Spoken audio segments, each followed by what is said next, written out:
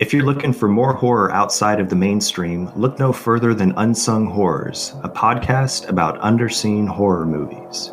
I'm Lance. And I'm Erica. Every other week, we'll cover a horror movie with fewer than 1,000 views on Letterboxd. We'll even give you double feature recommendations to pair with the movies we discuss. From gothic to shot on video, from slashers to comedies, from giallo to J-horror.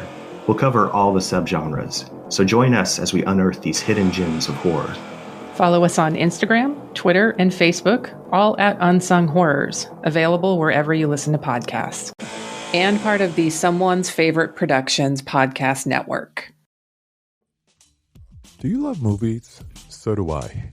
What's up, y'all? It's KB, and I love movies. Inviting you to listen to The Conversation, a film podcast where passion meets perspective and opinion.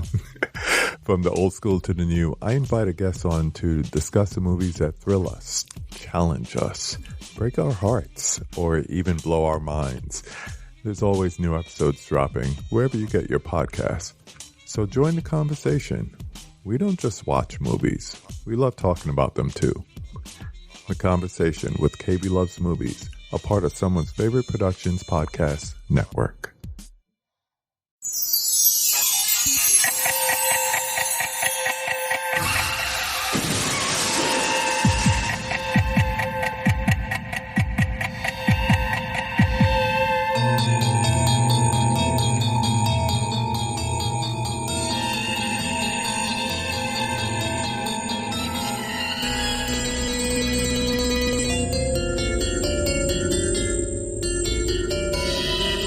Hi there, I'm Chris Dashiell.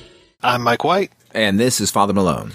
And we are the hosts of Dreams for Sale, a once-a-month look at the Twilight Zone 1985, otherwise known as the only version of the Twilight Zone worth revisiting. Looking at you, Twilight Zone 2019/2020. On this episode, we're taking a look at the second episode of the second season of Twilight Zone 1985. That episode is broken into, once again, two segments. What Are Friends For? And Aqua Vita. For Alex and Jeff Mattingly, there will always be one special friend. One who loved them both enough to vanish when the time was right. But after all, that's what friends are for. Especially a friend from the Twilight Zone. So What Are Friends For? Is directed by Gus Draconis. It is written by J. Michael Straczynski. And it stars Tom Skerritt, Fred Savage, and Lucas Haas. Tom Skerritt and Fred Savage are father and son who go to a remote cabin in the woods, and there Fred Savage meets a little boy played by Lucas Haas, who is clearly an imaginary friend both him and his father had. Discuss. I'm just kidding. What did you think, Father Malone? I think this episode played to all of J. Michael Straczynski's weakest parts of his writing. We just watched in our previous episode an episode that was very deftly handled as far as emotional. This is, for me, 100% the maudlin camp that we sometimes, unfortunately, get from the Twilight Zone. And aside of how poorly that's handled, just the basic story with this friend. I mean, an imaginary friend who the father also had an imaginary friend, but as it turns out, it's just the thing from the forest that likes to make friends with children. I don't know. This one was real bad for me. It's like a little sprite, like a little dryad that comes out and says, "Oh, I'm your friend, and I will murder you," I guess, maybe? I was about to say, it's a sprite until it turns into a monster that's like, "Thank you for being my friend. Don't look at me too closely. I'm just a hovering sphere made up of the souls of the humans I've already killed. Goodbye now." Like, what the fuck is this?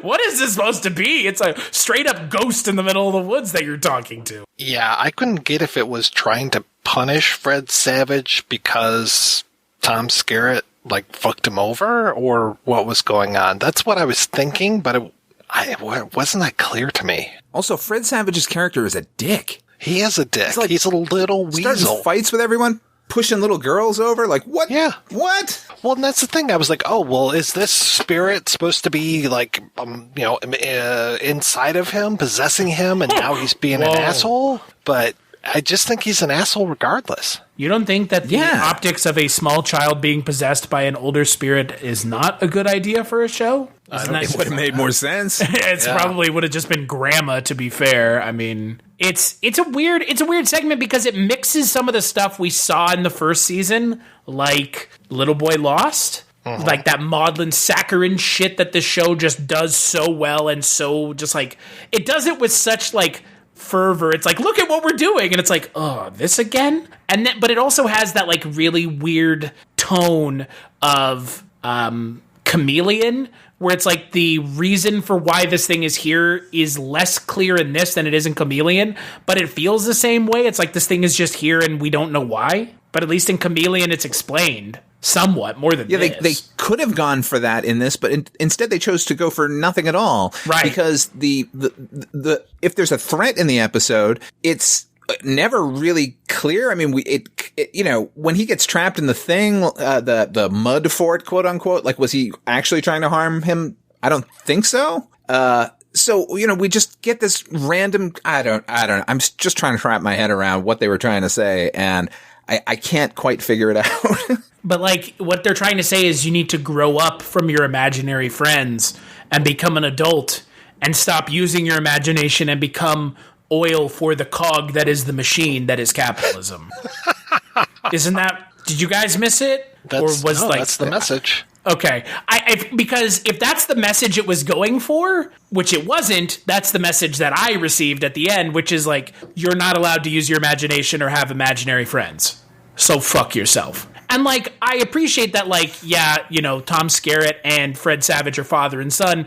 But to your point, Father Malone, why doesn't Tom Skerritt just take his kid and drown him? He's being he's like unrealistically an asshole. Where he's written that way because he's a character in a show, not because an actual human being would act that way. And it really irks me when shit does that, because it's not real and you don't have to resort to outlandish tropey behavior to try to justify why a character is acting like an ass. Yeah, I was hoping that there was an outside influence on him, because he was being so despicable that there's no way I'm going to root for him in any way, shape, or form. And we're never given that. It's just turns out that he was a little cocksucker all along, and this thing is just trying to be friends with everybody. And I don't even understand the closing narration, because it says there will always be one special friend, one who loved them both enough to vanish when the time is right. But after all, that's what friends are for.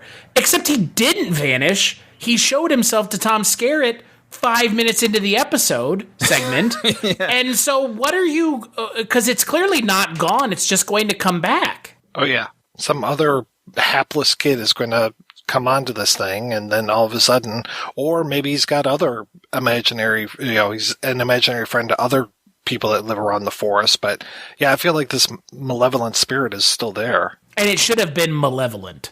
It actually should have been played as a malevolent spirit, because then I think this episode would have had some legs. It would have had this idea that you do need to turn your back on this thing because it is evil. And instead it's like, no, you're turning your back on it because fuck having an imagination. Yeah, because they never give us any, other than Fred Savage being an asshole, they don't give us like a character's faults that have occurred to them because of their association with this character. Like Tom Skerritt obviously lived his life, and he's got a kid, and he's seems to be doing okay. And having to renounce this imaginary friend just doesn't make any sense, because it seems like the imaginary friend has no influence on him at all, other than when he's at that cabin. It is everything that the last segment, A Saucer of Loneliness, wasn't. It is saccharine. It is completely muddle-headed when it comes to the tone and the moral of the story. I mean, again, the morality of this story is so twisted that I don't understand what it was going for. It's a twisted morality story. Because again, if you're trying to tell us that it's okay to get rid of your imaginary friends, while I would agree to some extent, what is the point of telling that story? Father Malone, are you a Mystery Science Theater 3000 fan? Oh, yeah. Joel, though. Yes. Oh, definitely. Okay. I didn't realize that Gus Triconis, who directed this, also directed Side Hackers. Oh, my God. Side hacking. That's the way to go. Exactly. That's hilarious. Well, I guess not a great director. But then the script was the real culprit here, because everyone on screen obviously were pretty talented. And so it's not a question of them failing the materials. The material failed them. Like you said, Chris, just another dip into the maudlin well that Twilight Zone likes to do sometimes with, I don't know, writers working out their father-son relationships or something, and they slap a semi-supernatural bent on it, and then we can tell us the same melodrama we've been fed over and over again in every other genre. You know what I was really glad it wasn't? I was really glad that it wasn't a story where he was meeting a previous version of his father, like a younger version of his father. Oh. Because honest to God, that's what I thought it was going for. And while I say I'm glad it didn't do that, there's also part of me that's like, what if it had? Would it have been any worse than this? Well, I mean, probably not. We saw One Life Furnished in Early Poverty, which is kind of like that, but that was much better than this one was. I honestly think, if J. Michael Straczynski is trying to work through some sort of something, because it feels like it's a little bit of a work through, I'm working through something while creating this script. I felt like totally. I would feel like the character of Mike, played by Lucas Haas, it being his father, would have been a much more interesting story to begin with. Yeah. I was thinking that Lucas Haas was eventually going to, take over Fred Savage's place, try to, do almost like a changeling kind of thing to him. Also would have been better than what we got. Mm-hmm. Totally. Or even if it had just been if they had jettisoned the Fred Savage character and just had this man who's going through divorce and he's broken and he goes back to his childhood whatever and meets his childhood friend, they could have mined that for something, no matter what the eventual plot contrivances would have come up with at the end. I don't know. This seemed to have no point of view while thinking it's being deep about, I don't know, father-son interactions and imaginary friends. I don't know. Well, the cat's in the cradle, Mike. And the silver spoon. It's true. When you coming home, Daddy? I don't know when, but you'll have an imaginary friend to play with. And then he'll try to murder you. Or not. Or who knows? Or not. Or who cares? Maybe. Something. Yeah. Ask again later. This episode is the fucking Magic 8-Ball of episodes. It doesn't know what it wants to be, but ask again later and you'll get a different answer. My sources say and no. And yet it's still better than Little Boy Lost. Because it isn't actively offensive. That's true. Right. It's not saying that you should have a child and abortion is not the answer. That's true. Correct. So let's move on to another episode with a twisted moral compass. Aqua Vita. There is indeed a fountain of youth, but not the one Ponce de Leon dreamed of. The true fountain of youth lies in the human heart, and its healing properties are without price. An oasis flowing ever fresh from the headwaters of the Twilight Zone. So Aqua Vita is directed by Paul Tucker, written by Paul Chitlick and Jeremy Bertrand Finch. It stars Mimi Kennedy as a woman who is obsessed with her good looks, is worried it might lose her job, and so she goes and finds a water called Aqua Vita, which means life water, that's delivered by none other than Shooter McGavin himself, Christopher McDonald. What did you think of this segment, Mike? Well, at the time that this came out, in 1986, I think that it was much more relevant than it is right now, though it probably is more relevant. It's probably still relevant, but I don't think that we talk about it as much these days. It was when a lot of women were getting fired for looking old on television, and especially news anchors. And so I see this having okay, kind of a good message at first, and then it's this kind of monkey paw type thing. I'm also thinking of Death Becomes Her as I'm watching this. I'm thinking of a lot of things that are actually better than this episode as I watched it. It was so predictable. I really had hoped that Christopher McDonald was given more to do because I like him so much. And our main characters, especially Mimi Kennedy, it's I just don't care about you at all. So I was just kind of nonplussed by this whole episode. I'm going to second that. it was, yeah, I mean, I agree with you. Yeah, it was timely back in 86, as far as, and the sort of message of people like chasing their youth is obviously, eternal on its own. Like you said, like I could not help but think Death Becomes Her the entire time I was watching the episode. I think Christopher McDonald was really good. He'll always be Goose to me, by the way. And we needed maybe more of him in it as a threat because, as you said, the lead characters that we have here, like usually in a Twilight Zone episode, you don't get enough time if it's like heavily plotted to get a character to be endearing to you. And I just looked at these people as like the worst kind of yuppies from that time period. And just like, you know, everything they're doing is kind of gross as far as I can tell. So like, it was hard for me to relate to her like trouble with the Aqua Vita, like it ages you sort of prematurely. It's like I kind of felt like, yeah, that's what you deserve. Like this to me was more of a Tales from the Crypt than a Twilight Zone as far as that goes. Just wait, you're saying it's only Sin Deep, but just with a positive spin at the end? No. Yeah, pretty much. And that was from a comic from what, 1954? Right. Christopher McDonald will always be Tappy Tibbins to me, by the way. Just But yeah, I wish that he was more of the devil or something, or to also show the economic hardships, because there's the whole thing of like this, you know, first one's free, just like every other drug dealer type of thing. And then the next one is what, $10,000, and her friend is asking for money, and I'm just like, okay, yeah, that's a lot of money in 2021. That's going to be a lot more money in 1986. So let's see that this is ruining her life, that she's now destitute rather than I'm old as well as being destitute. Let's get a little bit more stakes involved here. Yes, too much time with these other characters. Yeah. Since you guys all mentioned your favorite Christopher McDonald role, as much as I do like him as Shooter McGavin, he's fantastic in Dirty Work, where he essentially plays the same character. But I know that movie has Norm Macdonald in it. Your mileage will vary with Norm Macdonald, so that aside, agree completely. Why not give anything other than what's going on with the other characters more time? Mm-hmm. The other characters are completely useless. Barbara Horan as Shauna, who is the like evil character, ?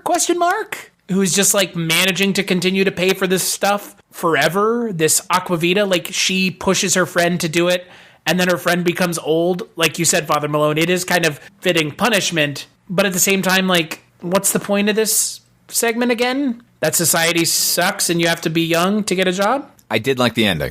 The ending's good, but the ending just doesn't make sense. Getting old for this to be segment. with her. Yeah. That was nice. Oh, no, I'm not saying it redeems the episode in any way. Oh, no. I'm just saying it doesn't make any sense, because, like, why, like, it just, these characters deserve to be miserable.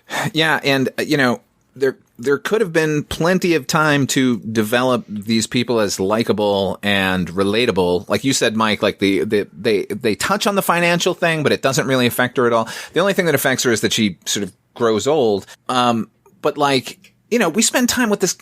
These girls go to his fucking photo studio, and there's an entire segment of that. Like, you know, this party scene, like all this extraneous stuff when we're really just dealing with two people and her struggle with addiction and, you know, his sort of support of her. And they just sort of gussied it up with all this other stuff that only made me dislike everyone involved. Mm-hmm. Yeah, I didn't understand it. I mean, I was really just rooting for Christopher McDonald to turn them all into old people. You know, I didn't understand the point. It's another segment of this show, similarly to the last segment, where what are you trying to say? What? Focus up, Twilight Zone. Yeah.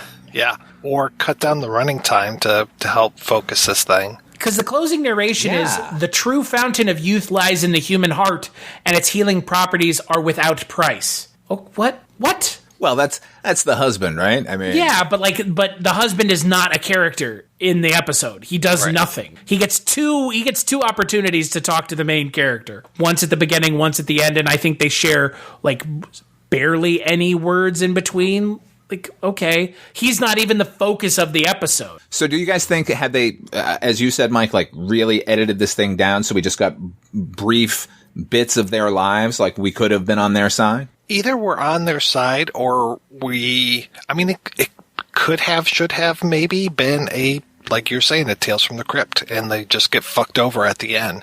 I mean, I thought the ending was kind of sweet. Okay, yeah, he's going to be old to be with his wife, and he doesn't care. Okay, that's great, but you know what? Men don't have the same problems that women do when it comes to her and her job. True. Like, she is unable to work in the way that she is. So it never added up to me. It needed a shorter running time and a gender swap. Yes. Then it could have worked. Yeah, I can see that. Yeah, it felt to me like low-hanging fruit. It felt to me like, yeah, of course that's where you were going. I don't know, like, it's just disappointing to me that, like, this is the kind of statement you want to put forward from the show about, like, aging and aging gracefully, and it's like, that is, like, you don't even touch on it. I do think it's the kind of episode that should be shown to people who did not grow up in the 80s, who have an impression of what the 80s are. Like, they should know this side of the 80s, because, when I think back, unfortunately, this is what dominates my mind, and I just think it's gross. You mean it's not just all shoulder pads and fanny packs like Wonder Woman 1984? Yeah, it's all Rubik's Cubes and neon fucking shirts. Like, no, sorry. There were these people. Mm-hmm. Was this even entertaining? Is the real question. Like, is this a piece of entertainment worth watching? I don't feel like it. Are you not entertained?